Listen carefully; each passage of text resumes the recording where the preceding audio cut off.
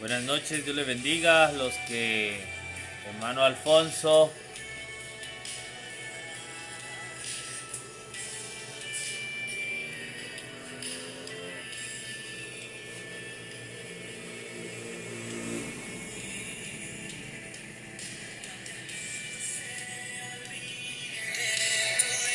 mi pastor, buenas noches, Dios le bendiga.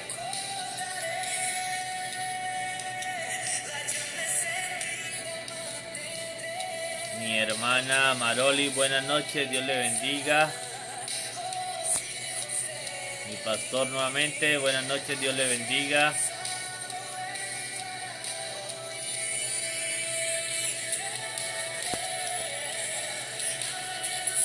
Bueno, vamos a darle gracias a Dios por este día, por esta oportunidad que nos permite de enseñar su mensaje, enseñar su palabra, de transmitir lo que Él nos ha permitido. Vamos a pedirle al Espíritu Santo que tome el control de nuestras mentes, de nuestros cuerpos, de nuestros hogares, de esta red, y que a partir de este momento Él sea el que nos esté instruyendo, que nos esté dando la oportunidad para cada día conocer más y aplicar lo que dice la palabra en nuestras vidas. Gracias, Espíritu Santo, por permitirnos realizar este momento especial para ti. Hoy vamos a hablar de la idolatría. Es un tema muy especial que a lo largo y ancho de mi vida me he preguntado muchas veces. Cuando hacía parte de la iglesia tradicional y en la escuela de formación del Seminario Mayor San José de Cúcuta, cuando estudiaba para ser sacerdote, y después de que inicié la vida cristiana, fue uno de los temas míos, porque mi abuelo decía, o mis abuelos, o mis padres, o mis tías decían, pero es que nosotros somos trascendentales, mire la religión que nosotros traemos, usted es el único. Y pues eso me llevó a indagar un poco más sobre esta situación. Y es una de las preguntas y es una de las respuestas que nos dan hoy día cuando nosotros queremos llevar el mensaje de Cristo hacia las personas nuevas. Y hoy vamos a aprender algo más. Entonces vamos a poner este momento en la palabra de Dios y vamos a buscar el Salmo 115.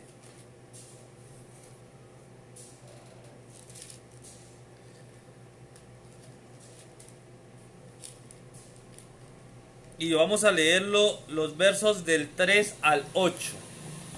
Leo la palabra en el nombre del Padre, del Hijo y del Espíritu Santo. Nuestro Dios está en los cielos, que todo lo que hizo y ha hecho. Los ídolos de ellos son plata y oro, obra de manos de hombres.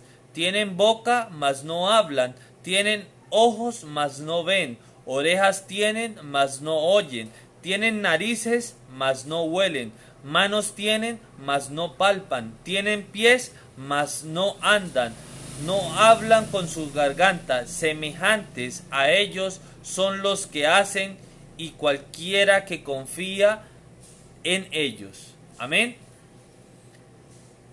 Nosotros a lo largo de nuestra vida nos hemos encontrado este tema. Y lo primero que tenemos que definir qué es idolatría. Y esta idolatría la estoy leyendo de la Enciclopedia Ilustrada La Cumbre.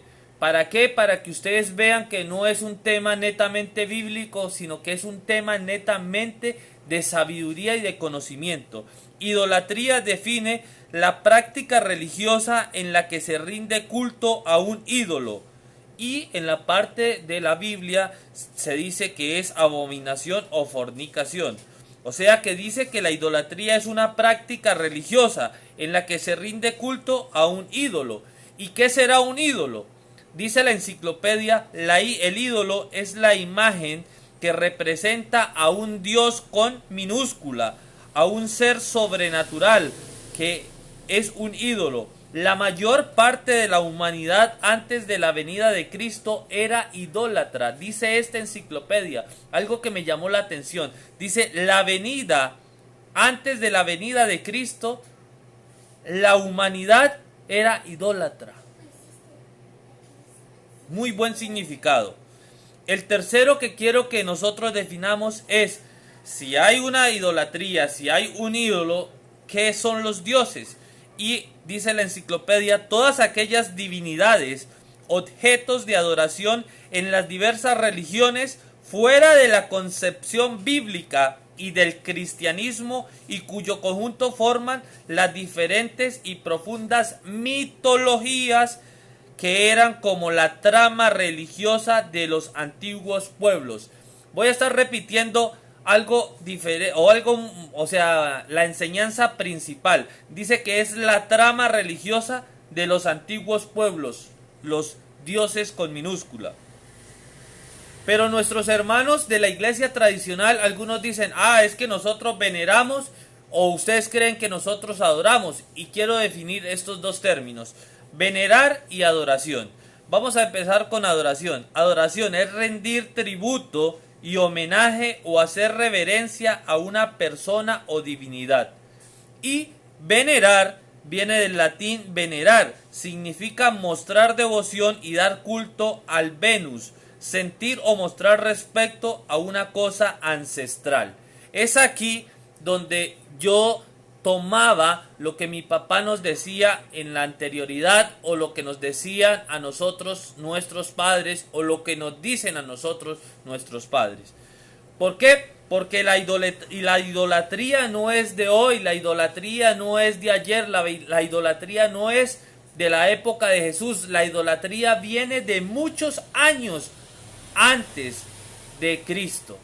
Y para ello nos tenemos que retomar que si nosotros hablamos de dioses con D minúscula, tenemos que hablar o tenemos que conocer a Dios. Porque nosotros no podemos hablar de alguien que no conocemos. Yo no puedo decir que el señor Ardila Lule tiene costumbres, se levanta, hace esto, porque no lo conozco, no puedo hablar de él. Para nosotros hablar de Dios tenemos que conocerlo, tenemos que experimentar, tenemos que sentir algo. Hay algo que a mí me hace todos los días levantarme muy temprano, estudiar o preparar el día antes un mensaje para compartir ese devocional. Es creer en ese Dios, es experimentar. Yo he pasado por la enfermedad, he pasado por la pobreza, he pasado por el estrés, he pasado por tantas cosas, pero ese Dios que conocí, ese Dios me ha dado la oportunidad y es el del Dios que hablo hoy. Y entonces vamos a hablar de Dios como nuestro creador, porque es que en Génesis 1:1 dice, en el principio creó Dios los cielos y la tierra. O sea, Dios es el creador y conocemos la historia de la creación. Es Dios el que crea cuando están allá sobre las aguas y dice, hagamos. ¿Por qué? Porque era una necesidad de crear al hombre y crear toda esta naturaleza que hoy podemos disfrutar. Pero en Éxodo 3:6 nos dice, yo soy el Dios de tu padre, el Dios de Abraham, el Dios de Isaac y el Dios de Jacob. Es aquí donde nosotros podemos romper esa trama religiosa de los dioses, ese tributo, ese homenaje que hacen a rendir culto a un ídolo. ¿Por qué? Porque es que nosotros adoramos al Dios de Abraham, al Dios de Isaac, al Dios de Jacob. Es a ese Dios al que nosotros le rendimos culto en nuestra iglesia. Es ese Dios al que nosotros le oramos. Es ese Dios omnipotente. Es ese Dios omnisciente. Es ese Dios omnipotente y omnipresente en el cual nosotros podemos hablar y podemos expresar esa divinidad. En el Salmo 139 es donde nos muestra Dios su omnipresencia y omnisciencia. Y dice la palabra, oh Jehová, tú me has examinado y conocido. Tú has conocido mi sentarme y mi levantarme. Has entendido desde lejos mis pensamientos. Has escudriñado mi andar y mi reposo. Y todos los caminos te son conocidos. Pues aún no está la palabra en mi lengua, y he aquí, oh Jehová, que tú la sabes toda. Detrás y delante me rodeaste, y sobre mí pusiste tu mano. Tal conocimiento es demasiado maravilloso para mí. Alto es, no lo puedo comprender. ¿A dónde me iré de tu espíritu y a dónde huiré de tu presencia? Qué lindo es este Salmo 139 y los invito para que lo lean, porque es un salmo que nos enseña esos tributos que nuestro Dios tiene para con nosotros. Es ese Dios bueno, es ese Dios eterno que nos habla. Pero hay algo muy importante en primera de Juan 4, 8 al 16. Dice la palabra: el que no ama no ha conocido a Dios, porque Dios es amor. Y nosotros le hemos conocido y creído el amor que Dios tiene para con nosotros. Dios es amor, y el que permanece en Dios y Dios con él. Qué lindo es esta enseñanza que nosotros debemos tener, que Dios es amor, y Dios es amor porque más adelante ahorita vamos a tocar un tema. ¿Qué es lo que manifiesta el amor en nuestras vidas? Nuestro corazón. Nosotros, si nos amamos, representamos ese amor con un corazón y decimos yo te amo, y le digo a mi pareja, a mis hijos, a todos, yo amo. Entonces dice la palabra que el que no ama no ha conocido a Dios, y nosotros tenemos que amarlo a Él para nosotros poder significarlo y expresarlo, porque no solo se expresa a Dios mediante la boca, se expresa a Dios mediante el testimonio, mediante las obras, mediante la fe, mediante esa creencia en ese Dios verdadero, no en otros dioses, sino en ese Dios verdadero. Dios conoce todas las cosas.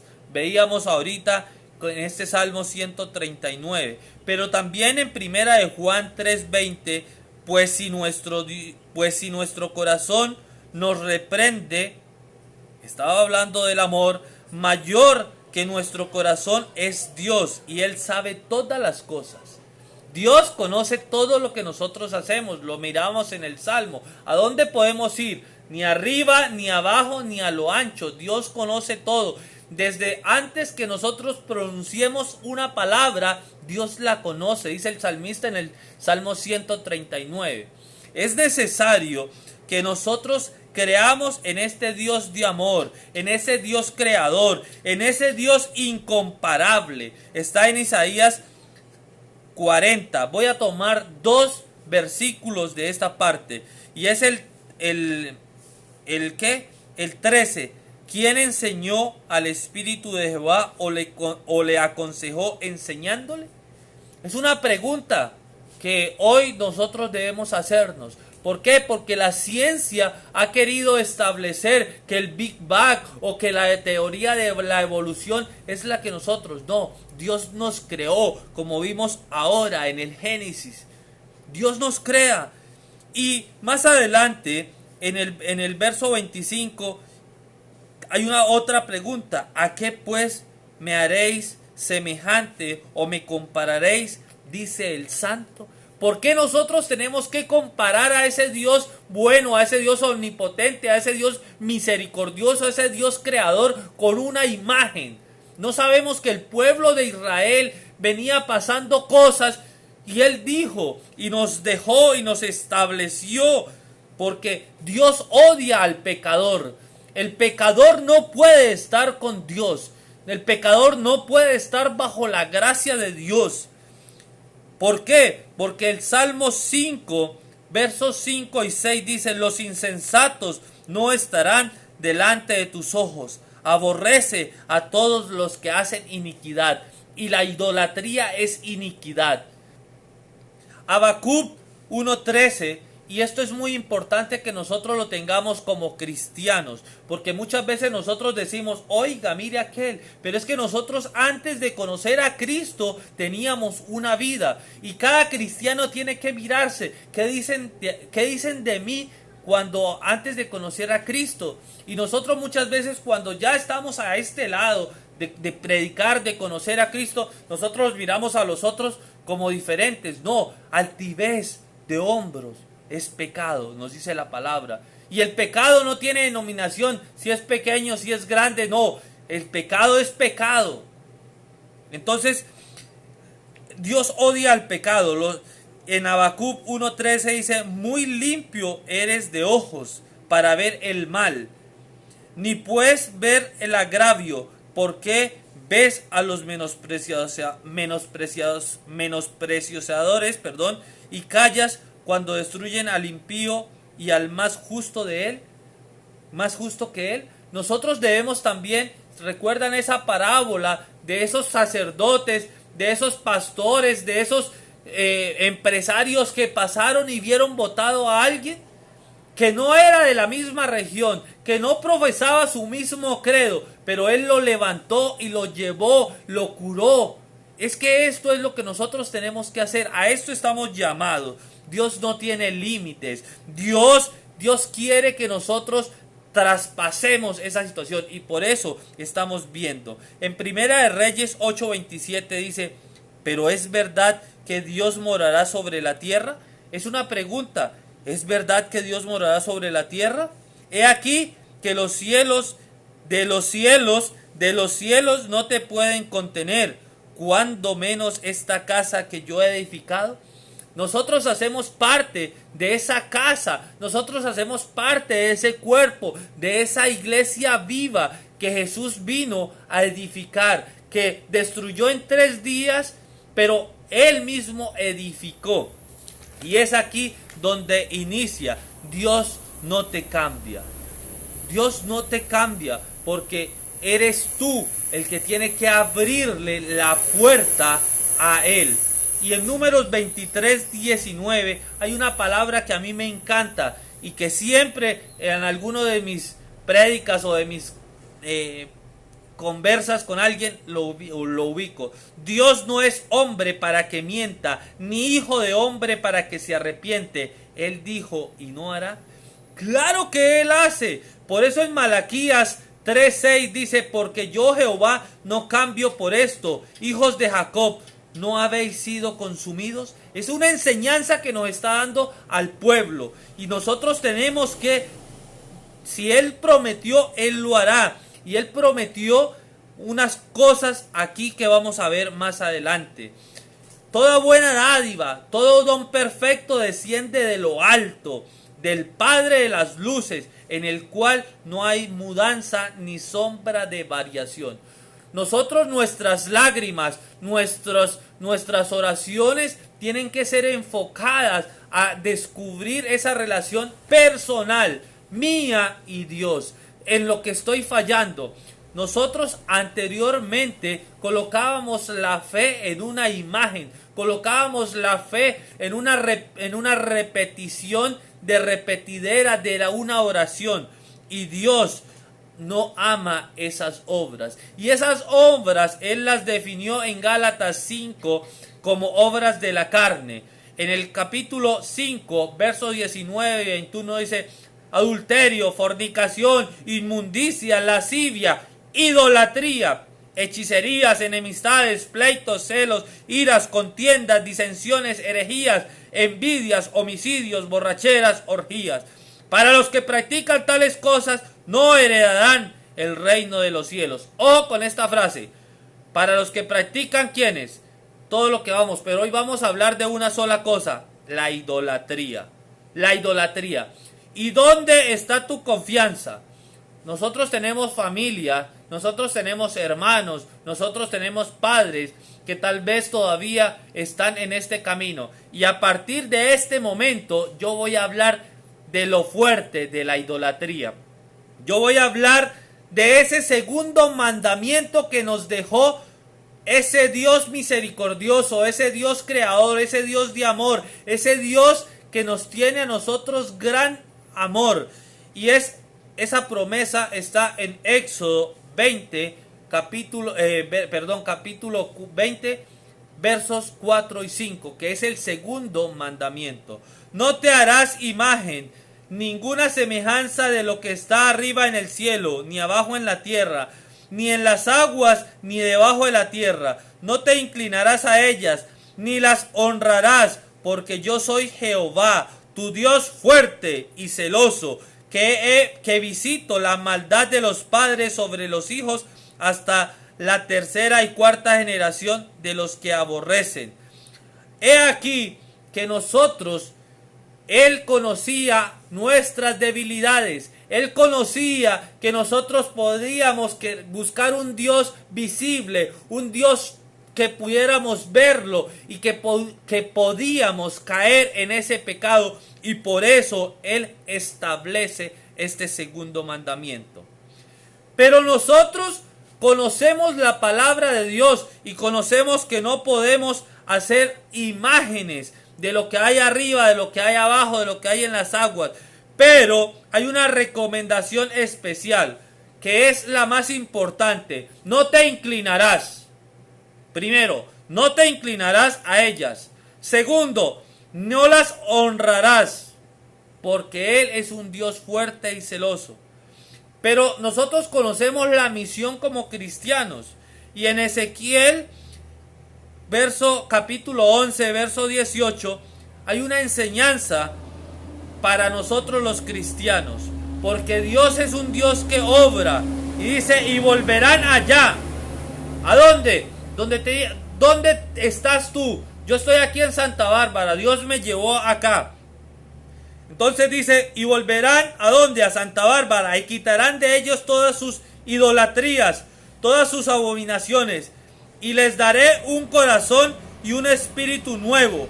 Pondré dentro de ellos y quitaré el corazón de piedra, y les daré un corazón de carne, para que anden en mis ordenanzas y guarden mis decretos y los cumplan, y me sean por pueblo y yo sea a ellos por Dios. ¡Qué linda esta palabra! Amén. Mire, Dios nos establece a nosotros como su pueblo, y Él nos establece como Dios, pero dice que nosotros tenemos que apartarnos de la idolatría, de las abominaciones, cambiar ese corazón de piedra. ¿Por qué? Porque cuando nosotros íbamos a la iglesia y nos arrodillábamos y orábamos ante la imagen, ¿qué pasaba ahí? ¿Sería que teníamos un corazón de carne? Cuando nosotros nos quebrantamos, cuando el Espíritu Santo nos lleva a la presencia, al conocimiento de Dios, y nosotros lloramos, y nosotros saltamos, nosotros danzamos, ¿será que alguien nos puede en ese momento significar la presencia de Dios? En algún estudio, alguna vez leía que cuando nosotros danzamos, que cuando nosotros adoramos a Dios, el ego, el espíritu se sube, que tanto que las máquinas no son capaces de medirlo. Entonces eso es algo muy hermoso.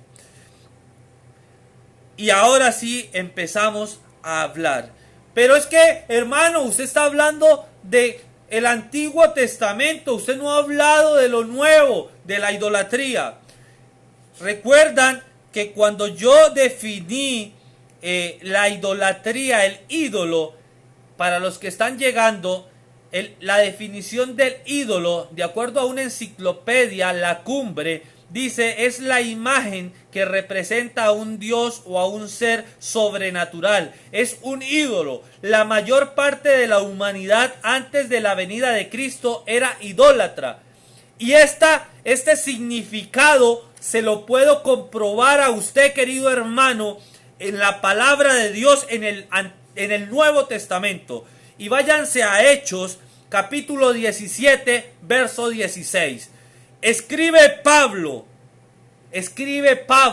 y ustedes saben quién es Pablo, y ustedes saben la enseñanza tan bella que nos dejó Pablo. Dice: mientras Pablo los esperaba en Atenas, su espíritu se enardecía, viendo la ciudad entregada a la idolatría. Comparen este texto bíblico con la definición que hace La Cumbre. Dice: es un ídolo. La mayor parte de la humanidad antes de la venida de Cristo era idólatra. Los apóstoles se enfrentaron a un pueblo que estaba lleno de idólatra, de la idolatría. Y lo dice el apóstol Pablo aquí en el Hechos. Él estaba a la espera, pero enardecía.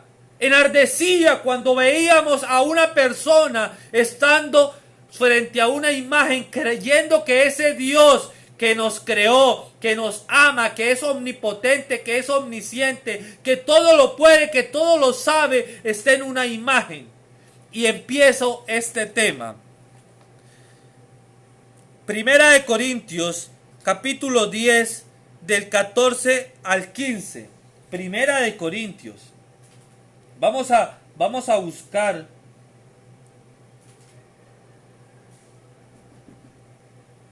Se me perdió. Digo, Primera de Corintios 10.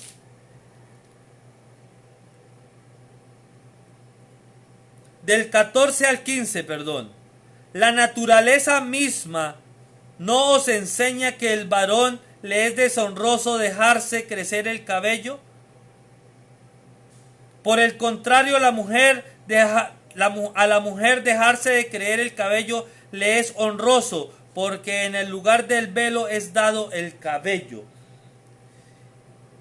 Es algo muy importante que nosotros tenemos que saber que Dios tiene una naturaleza para cada quien.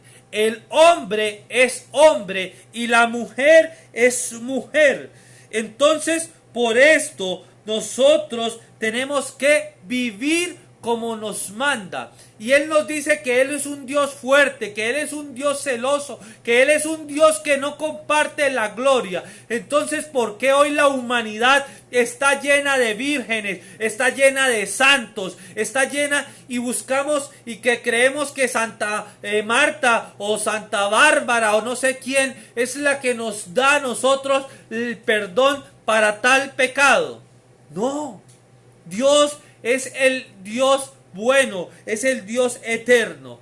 Ahora, dice ustedes, pero es que usted está hablando de su Biblia. Yo estudié en un seminario mayor y acá tengo una Biblia de estudio y es la Biblia de Jerusalén. Es una edición de estudio, también nueva edición revisada y aumentada, que la empleé yo y empecé a buscar el tema de idolatría y encontré un libro que no está en nuestra Biblia. Es el libro de la sabiduría y hoy lo traigo como referencia para, querido hermano, si usted algún día tiene una conversación con una persona, dígale, vamos a leer este libro, en el libro de la sabiduría, y se van a parar en el verso 13. En el capítulo 13. Voy a nombrar solo esto. Son necios por naturaleza todos los hombres que han desconocido a Dios.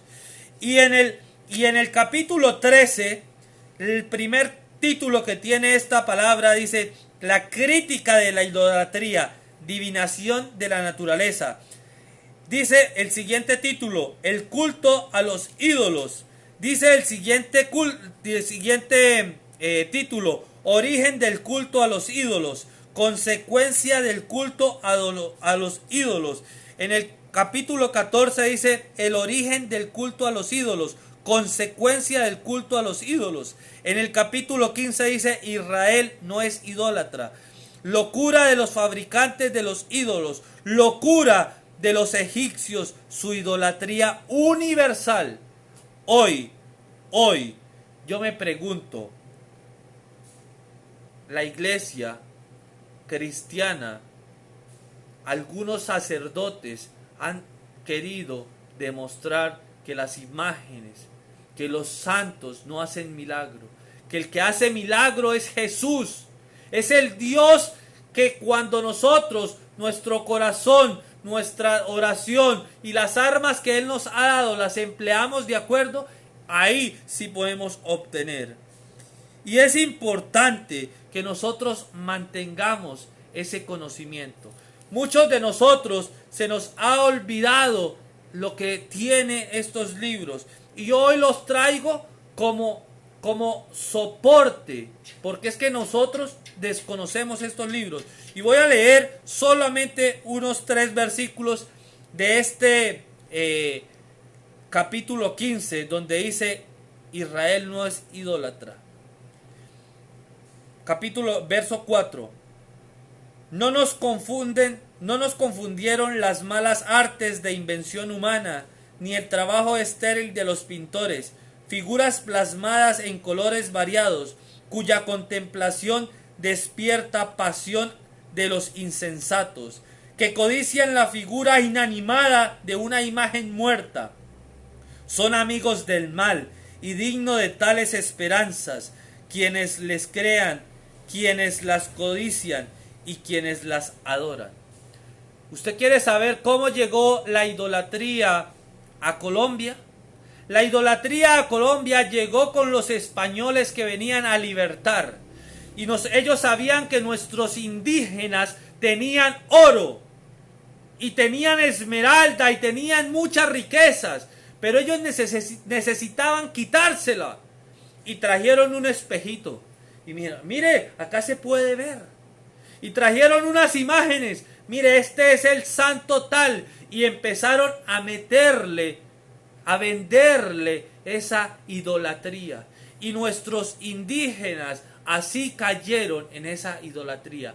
Y se forma un pueblo en esa enseñanza, en esa mentira. Mire que el pueblo de Israel aquí dice: no nos confundieron de las malas artes, no nos dejamos confundir de las pinturas estériles, de las figuras plasmadas de colores variados, cuya contemplación despierta pasión a los insensatos. Miramos nosotros y iniciamos con este salmo donde nos dicen: tienen boca y no hablan, tienen oídos, no oyen, tienen ojos, no ven, tienen pies y no caminan. Cuando yo le leo a alguien, o sea, tiene que ser muy corto para no entender. Pero voy a leer otro libro que no está en nuestra palabra, y es el libro de Baruch, que está más adelante. Y voy a leer, y quiero que ustedes sean muy atentos en esta palabra del libro de Baruch. Está en el capítulo 6, del 7 al 14. Y la comparen con el salmo que nosotros acabamos de leer. La lengua de esos dioses ha sido moldeada por un artesano, y aunque están recubiertos de oro y plata, son falsos y no pueden hablar. ¿Cómo se hace con una joven presumida? Ellos toman oro y tejen coronas para las cabezas de sus dioses con minúscula. A veces los sacerdotes roban sus dioses oro y plata y los gastan en su propio beneficio, e incluso los dan a las prostitutas sagradas. A esos dioses, plata y oro y madera, también los adornan con vestidos, como si fueran hombres, pero no se libran ni de la roña ni de la polilla, y aunque los visten con mantos de púrpura, tienen que limpiarles la cara del polvo de los templos que se acumulan encima. Algunos empuñan cetros como jueces de distrito, pero no pueden castigar a quienes los ofenden. Otros llevan en sus manos espadas y hachas, pero no pueden defenderse de la guerra ni de los ladrones. Con ellos se demuestran que no son dioses, por tanto no le temáis. Querido hermano, es una palabra que cuando ustedes vayan a discipular, que cuando ustedes vayan a evangelizar, cuando lleguen a esas casas, a esos hogares que dicen nosotros somos católicos, abran este libro de Baruch y ábranlo en el capítulo 6 y léanle esta palabra. Dice que los sacerdotes roban. Y es aquí un tema muy principal, porque es que nosotros tenemos que conocer hasta dónde vinieron los sacerdotes en el Antiguo Testamento, cuándo se cambió, cuándo la iglesia asume un nuevo rol. Es que ustedes son cristianos y ustedes aparecieron con Martín Lutero. No, señor. Y entonces cuando Jesús vino, cuando Jesús se presentaba ante los fariseos, ante los saduceos, ante los sacerdotes de esa época, ¿Dónde estaban los cristianos? Es que nosotros hemos leído la palabra y el Espíritu Santo nos ha mostrado una verdad para nosotros combatir la mentira. Porque el mentiroso en los mandamientos dice: el mentiroso no entrará en el reino de los cielos. Así como el idólatra no entrará en el reino de los cielos. Entonces, ¿por qué engañan a nuestras familias diciéndole y vendiéndole imágenes y vendiéndole cosas que no son? Y lo estoy leyendo de una Biblia católica, de una Biblia de estudio que yo empleé para capacitarme, pero que hoy de esta parte del cristianismo les puedo decir: queridos hermanos, no caigan en la idolatría, no caigan en esa idolatría. Y vamos a leer nosotros a Jeremías 10, del verso 7 al 16. Voy a tocar unas solas cosas ahí. Dice: los falsos dioses y el Dios verdadero. Porque es que este tema es un tema muy grande. Es un tema que tiene mucha tela para cortar. Dice: oíd la palabra que Jehová ha hablado sobre nosotros, oh casa de Israel. Y en el verso 6 dice: no hay semejante a ti, oh Jehová. Grande eres tú y grande tu nombre y el poder. Mas en el verso 10 dice: mas Jehová es el Dios verdadero, es el Dios vivo y Rey eterno. Su ira tiembla la tierra y las naciones no pueden sufrir su indignación. Y le diréis así: los dioses que no hicieron los cielos ni la tierra desaparecerán de la tierra y debajo de los cielos. El que hizo la tierra con su poder, el que puso en orden el mundo con su saber y extendió los cielos con su sabiduría, a su voz se produce muchedumbre de aguas en el cielo y hace subir las nubes de lo postrero de la tierra, hace que los relámpagos con lluvia y saca el viento de los depósitos. Escuche esto: todo hombre se embrutece y le falta ciencia, se avergüenza de su ídolo, todo fundidor, porque mentirosa es su obra de fundición, y no hay espíritu en ella. Vanidad son obra vana, al tiempo de su castigo perecerán. ¿Qué palabra tan importante nos da Jeremías? Para decirnos, para mostrarnos que nosotros tenemos la confianza en ese Dios verdadero, en ese Dios, y dice Rey eterno, porque nosotros predicamos, porque nosotros le creemos, porque nosotros adoramos a ese Dios. Nosotros no adoramos una imagen, nosotros no adoramos un ídolo, nosotros adoramos al Rey de Reyes, al Señor de Señores. Y por eso la humanidad, los que están en idolatría, se van a condenar. Se van a condenar. ¿Por qué? Porque es así. Y voy a leer Segunda de Reyes 23, 5.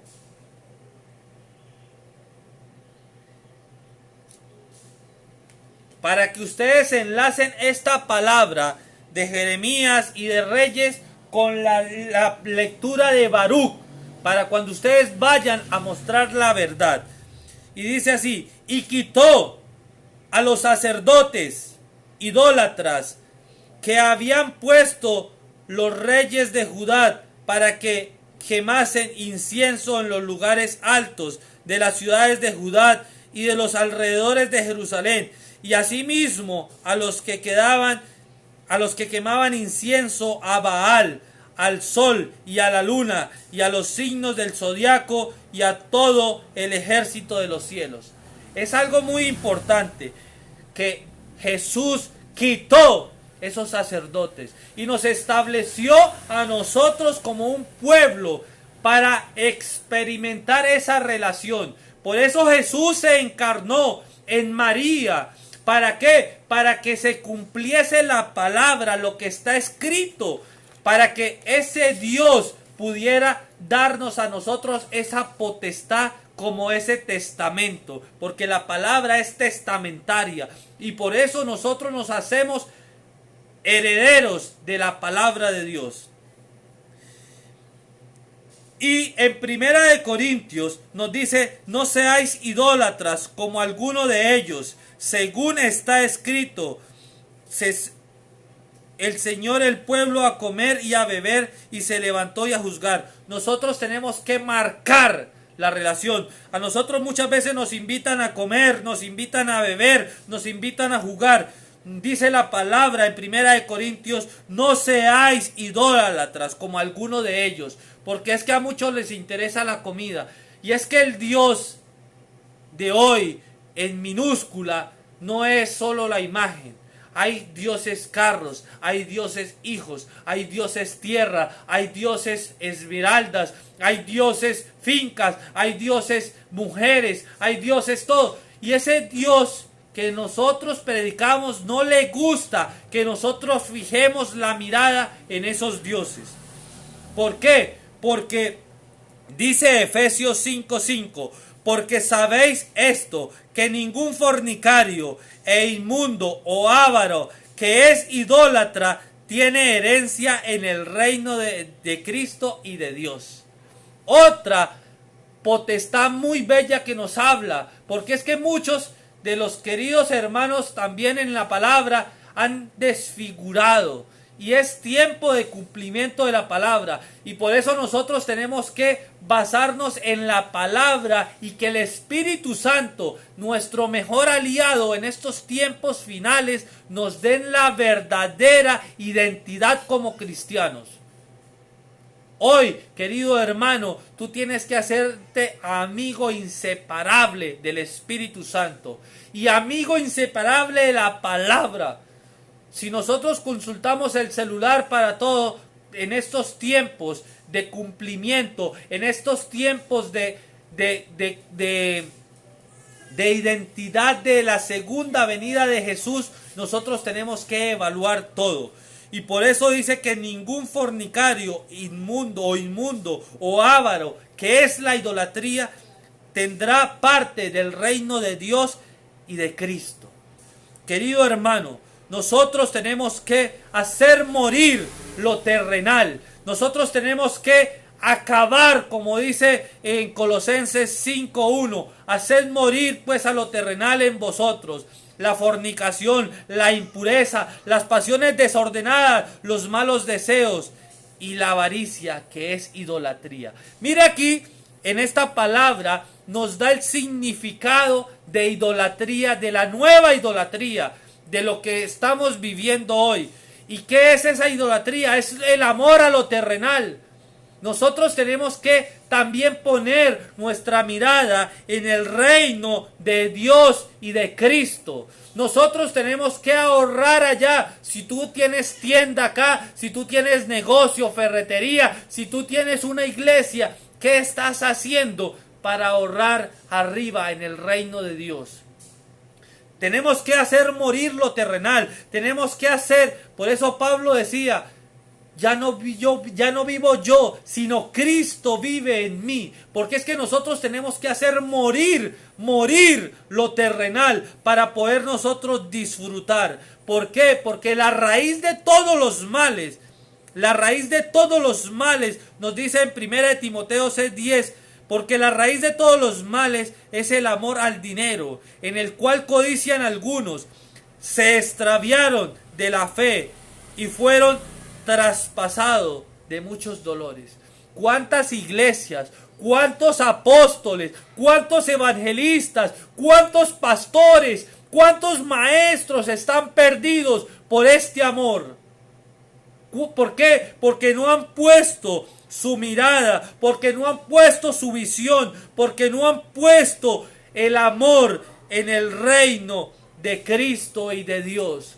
Hoy nosotros tenemos que acabar con esa idolatría. Hoy nosotros tenemos que enseñarle a nuestro vecino, a nuestra familia, este mensaje. Y si tienen que buscar en la Biblia de ellos para enseñarles esa verdad y que ellos mismos lo lean y que ellos mismos lo entiendan, que el Espíritu Santo les ayude. Porque nosotros tenemos que huir de la idolatría. Y eso nos lo dice, y fue una palabra que leí en 1 Corintios 10:14. Por tanto, amados míos, huid de la idolatría. Querido hermano, hoy hemos definido qué es la idolatría. Hemos mirado el Antiguo Testamento, hemos mirado el Nuevo Testamento, hemos mirado nuestra palabra y hemos mirado una palabra de otros que son libros que nosotros lo leemos como referencia, porque fueron los libros que no están en nuestra Biblia, pero que sí están en las Biblias donde ustedes van a ir. Y ojalá nunca se les olvide a ustedes el libro de la sabiduría, capítulos 13, 14 y 15, y el libro de Baruch en el capítulo 7. Eso mismo, y lo vamos a complementar nosotros con el Salmo 115, y lo vamos a completar con Jeremías. ¿Para qué? Jeremías 10 del 1 al 16, para decirle que ese Dios bueno, que ese Dios misericordioso, ese Dios es el que nosotros creemos. Y que ese Dios hoy es el que nos va a hacer fructificar y va a hacer que nos multipliquemos hasta llegar a ser la multitud de los pueblos. Eso es lo que Cristo dejó para nosotros. Querido hermano, yo no sé si se haya entendido. Es un tema bastante largo y lo estoy haciendo en 1 hora.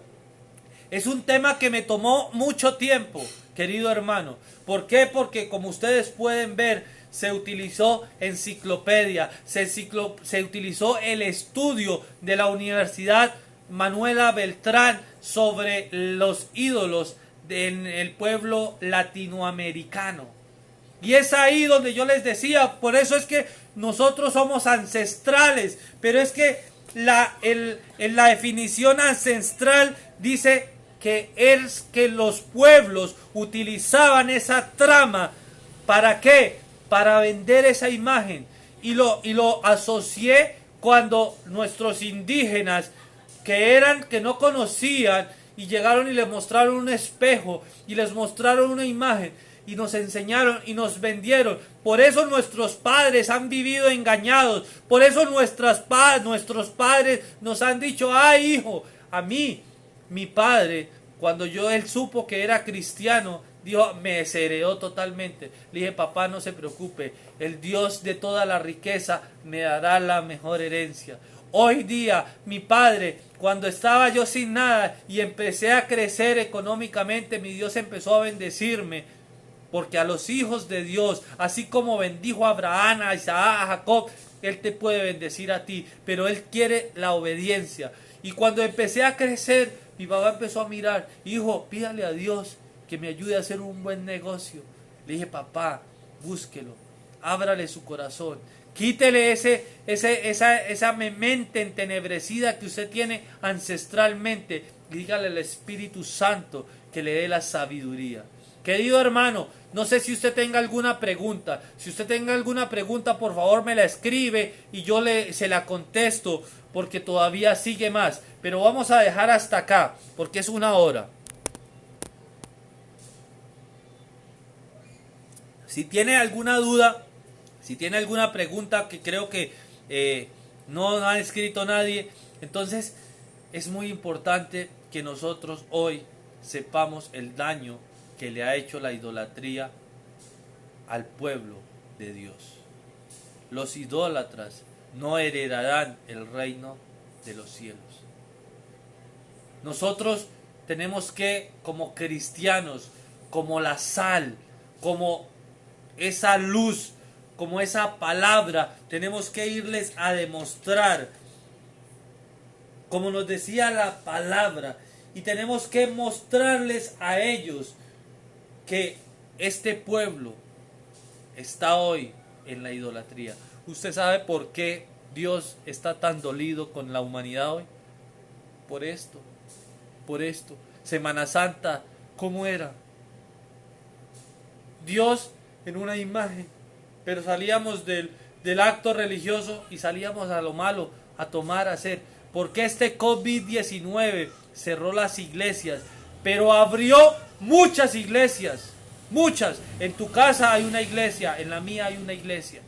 Querido hermano, anoche Dios en el Espíritu Santo me colocaba algo y quiero compartirlo para cerrar este tema. Hoy envié ese mensaje y la pastora Lady nos lo envió también, cuando decía que a partir de este domingo se van a abrir 2 puntos, uno por parte de la Iglesia Católica y uno por parte de la Iglesia Cristiana.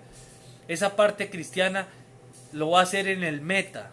¿Saben por qué el Meta? Porque el Meta hace una jornada de oración, son 3 días de oración por Israel.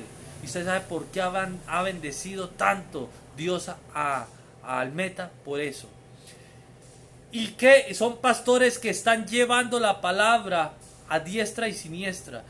Pero Dios me dijo, y creo que ojalá el Espíritu Santo les ayude a comprender esto. Las iglesias van a ser abiertas y vamos a volver a las iglesias. Pero seguirá subiendo el COVID-19 y llegará el momento en que Colombia entrará en una crisis y tendrá que ser cerrada. Y esto cerrará a finales del año. Septiembre, octubre o noviembre. Antes de diciembre, Colombia otra vez iniciará lo que hoy estamos haciendo. Es algo que me daba miedo decirlo, pero el Espíritu Santo me decía, dilo. Anoche se lo comentaba a mi esposa y decía, Dios va a abrir esto, pero vienen tiempos difíciles. Querido hermano, estamos en cumplimiento del Evangelio de Mateo, capítulo 24. Y están viendo las señales. Y esto que vemos no es solo el inicio, porque vendrán estos estudiosos no sé cómo se llama, se me fue a la palabra en estos momentos, pero están analizando o han analizado un poco de virus en China. Y estos días, si quiere, prendan señal Colombia. Algo que me puso Dios a decir, oiga, ¿recuerdan el sinónimo del aceite de la santa unción? Y miren el canal 1 y verán lo que la trascendencia que tiene la canela y los ingredientes del aceite de la santa unción. Querido pastor, tenemos que prepararnos con todas las medidas, porque muy seguramente nos van a someter. Tenemos que escribir los que van a entrar al culto, tenemos que mirar, porque esta situación crecerá y habrá mortandad en Colombia, y Dios quiere que no nos toque a nosotros, porque nosotros somos su pueblo. La palabra del domingo del pastor predicaba era una palabra de gran motivación, una palabra de gran esperanza, una palabra que me llenó demasiado a vencer ese miedo. Pero el Espíritu Santo me decía, tendrán que caer y es necesario que hayan 1000 y 10,000, pero a ti no te tocará. Y esa palabra la tomé el domingo y decía, gracias Señor, porque esto es lo que tú estás diciendo, estás hablando a través de tu siervo, estás lanzando esta palabra y yo la creo. Y la creo porque nosotros somos una iglesia que hemos predicado la verdad. Somos una iglesia bibliocéntrica, somos una iglesia cristocéntrica, somos una iglesia de obras, somos una iglesia de fe y somos una iglesia que hoy hemos cerrado. Vamos a orar para que Dios nos bendiga. Vamos a decirle al Espíritu Santo que nos siga dando ese amor. Gracias, Padre Santo, por tu ser ese Dios omnipotente, ese Dios omnisciente, porque tú has conocido la palabra antes de que mi lengua la pronunciase hoy, porque tú nos has rodeado, porque tú has hecho tal maravilloso tema hoy, Padre Santo, para comprender. ¿Y a dónde iré yo de tu presencia? ¿A dónde me esconderé que tú no estés, Señor? Tú estás arriba, tú estás aquí, Señor, en este lugar. Gracias, Padre Santo, por haberme sacado de esa idolatría. Gracias, Padre Santo, por haberme sacado de esa tradición. Gracias, Padre Santo, por haberme hoy enseñado que lo que tú quieres es relación. Ayúdame, Señor, cada día a entrar en tu intimidad. Tú hiciste esta cuarentena para llevarnos a lo íntimo, a lo secreto, a donde nadie nos ve, porque nosotros somos sacerdotes de nuestros hogares. Gracias, Señor, porque si no hemos cumplido esa misión, tenemos pocos días para cumplirla, para aprender a alabarte, para aprender a adorarte, para aprender a sentirte en nuestras esposas, en nuestros hijos, en nosotros mismos como sacerdotes de nuestra familia. Gracias, Espíritu Santo, por ayudarnos a cumplir esta labor. Yo te pido que te tomes nuestras vidas, que la sangre preciosa de Cristo unja nuestras casas, unja nuestras vidas, unja nuestros hijos, unja nuestras esposas y unja nuestro espíritu para nosotros mantenernos.